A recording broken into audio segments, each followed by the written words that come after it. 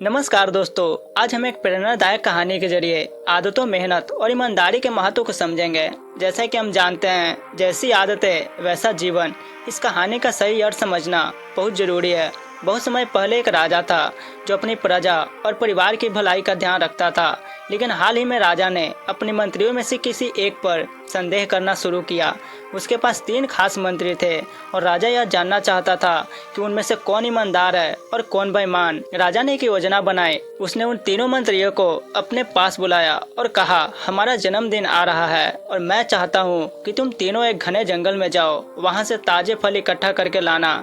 जो सबसे अच्छा फल लाएगा उसे पुरस्कार मिलेगा। राजा ने उन्हें एक बैग दिया और जंगल में भेज दिया। पहले मंत्री ने सोचा कि यह एक अच्छा मौका है। वह मेहनती था, इसलिए उसने मेहनत से काम किया। उसने अच्छे और ताजे फल इकट्ठा किए और उसे बहुत थकान महसूस हुई, लेकिन उसने जान लिया था कि मेहनत का फल मीठा होता है। वही दूसरे मंत्री ने स्थिति को भांपा। उसने सोचा, राजा को इससे क्या फर्क पड़ेगा, वह सिर्फ मेरा बैग की मात्रा देखेगा। उसने जमीन पर पड़े खराब फलों को इकट्ठा किया और आराम से बैठ गया। तीसरा मंत्री, जो सबसे आलसी और बेईमान था, उसने केवल सूखे पत्ते और पत्थरों से अपना बैग भरा। वह सोच रहा था कि राजा केवल बैग की भरी हुई मात्रा देखेगा, ना कि उसके अंदर का सामान। तो तीनों मंत्रियों राजा के पास लौटे। राजा ने उनके बैग को खोला। पहले वाले मंत्री ने अच्छे फल लाए थे, इसलिए राजा ने उसे पुरस्कार दिया। दूसरे मंत्री को उसके खराब फलों के लिए सजा दी गई और तीसरा मंत्री, जो अपना समय बर्बाद किया था, राजा ने उसे भूख के कारण सजा दी।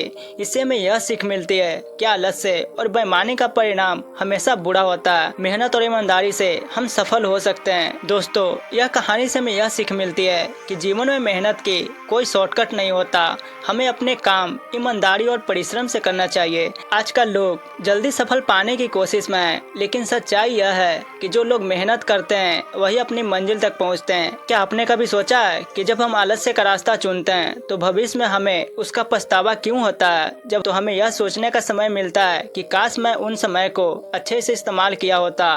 तो इसलिए दोस्तों, आलस्य से बचो और मेहनत करो।